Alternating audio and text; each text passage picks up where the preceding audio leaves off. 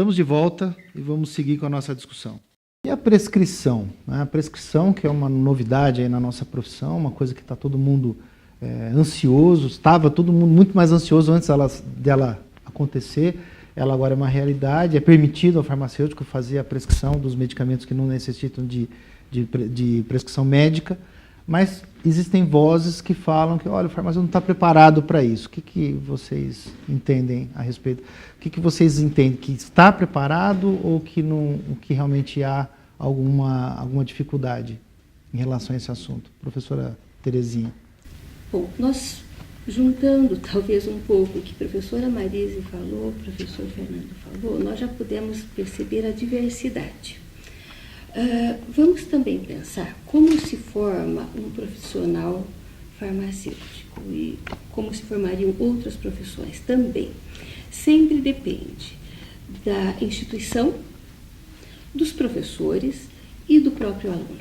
Bem, se nós tivermos uma gama de alunos que, de fato, se interesse e siga nesta constituição curricular que permite que ele decida algumas das disciplinas optativas e se ele aprofundar o seu conhecimento em bases farmacológicas, em conhecimentos específicos que agreguem a farmacologia, o paciente, aspectos fisiológicos, ou seja, a fisiopatologia e a tratativa com o ser humano, então um pouco do lado humanístico, este farmacêutico assim formado, ele irá responder de forma gloriosa a esse desafio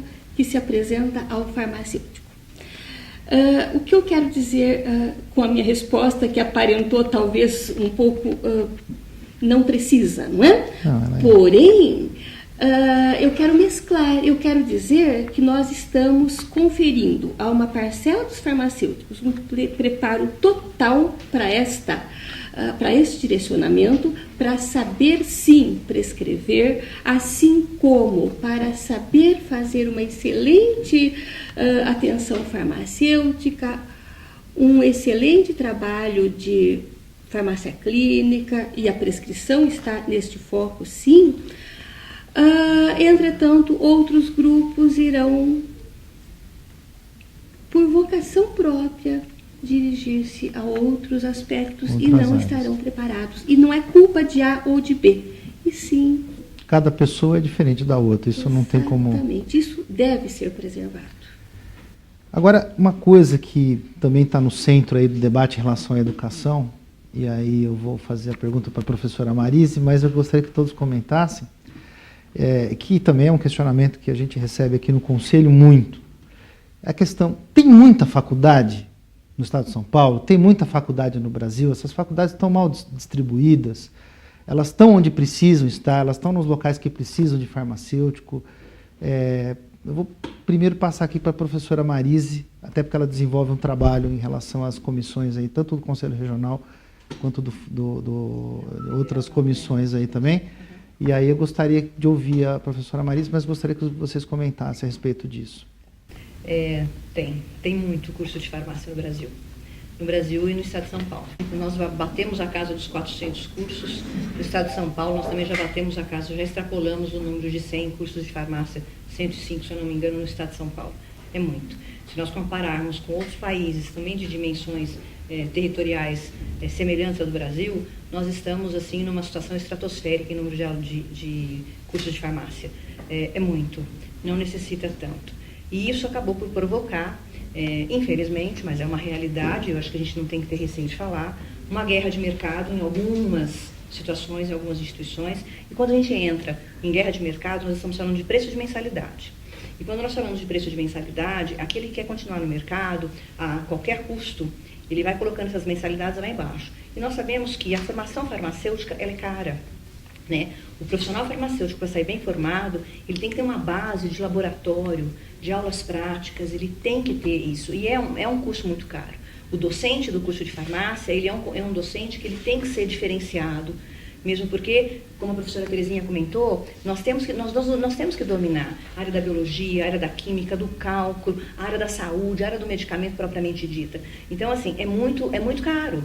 E quando você vê que se instalou uma guerra de mercado, infelizmente, quem perde quando você começa, que você quer se manter nesse mercado, quem perde é o quê? É a formação, porque começa a diminuir custos, isso daí, ninguém faz milagre, não adianta, que milagres infelizmente não existem nessa grande área, então assim, tem muito sim, e essa guerra de mercado está prejudicando a formação do farmacêutico, e, por consequência, está prejudicando, no meu entendimento, o atendimento que este farmacêutico realiza junto à população, ou junto à área tecnológica, ou então às diferentes áreas que ele trabalha. Porque a formação tem sido prejudicada em função dessa guerra de mercado. Então, tem muito sim. Então, há uma queda em qualidade, um número excessivo de escolas. Sim. Professora Terezinha. Eu concordo com a professora Marise de que as dificuldades existem, que a quantidade versus qualidade das várias instituições trazem dificuldades imensas, tanto para o aluno, você já colocou muito bem isso, professora Marise, quanto para o professor, porque nós vivenciamos muitas vezes o lado formadores desses professores. Muitas vezes eles são ou foram nossos alunos de pós-graduação. E no contato ex-professor ou ainda professor, eles nos trazem essas dificuldades, eles compartilham conosco o que gostariam de fazer e nem sempre podem, porque em qualquer unidade, o bom professor, e nós temos muitos bons professores, eles sempre terão o desejo do repasse o melhor possível, de qualidade, de quantidade, de conhecimento ao aluno.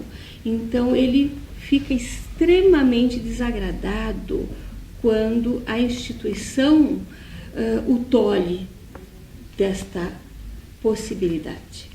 E quem perde, talvez acima de todas essas partes, então, do aluno e do professor, é a sociedade. Acho que basicamente isso. Concordo com todos os aspectos da sua fala, professora Marise. Professor Fernando. Eu vou na mesma linha. O censo 2012 do INEP fala de 2012, 475 escolas de farmácia no Brasil. Provável que a gente tenha batido os 500 cursos já então. Hoje nós temos 110 mil estudantes no Brasil todo cursando farmácia. São 30 mil ingressantes para 46 mil vagas iniciais, o que significa que a gente tem 16 mil vagas ociosas aí. Então, as pessoas me perguntam, você é contra ou a favor da abertura de mais cursos de farmácia? Hoje tanto faz, lamentavelmente, porque já sobram vagas. Se você abrir mais escolas, elas continuarão sobrando da mesma forma. E como é que você faz uma boa escola? Você faz uma boa escola com estrutura, isso você pode fazer rapidamente, um bom projeto pedagógico, como aluno, como a professora colocou, mas a formação de professores, que eu acho que é o pilar mestre da formação do aluno, você não consegue garantir isso de uma maneira muito rápida. O Brasil precisa crescer, precisa de engenheiros, precisa de farmacêuticos, de médicos, precisamos formar, mas a gente não precisa de diplomados, a gente precisa de pessoas que tenham formação técnica suficiente para dar conta do crescimento que o nosso país precisa nos próximos anos. Então, acho que o Estado, de uma maneira geral, não estou falando do governo, mas estou falando do Estado, que eu estou olhando para um pouco tempo atrás, perdeu um pouco o controle sobre a regulação e a avaliação, e é o mercado, lamentavelmente, que tem regulado hoje a qualidade e a formação. A gente espera que esse crescimento se estabilize, né? E que a gente consiga formar bons professores nos nossos cursos de pós-graduação para formar bons alunos, para formar bons profissionais. Queria agradecer imensamente a presença de vocês. Para nós, Conselho Regional de Farmácia do Estado de São Paulo, é uma honra tê-los aqui. Convidar todos para continuar aí acompanhando os nossos programas e até a próxima.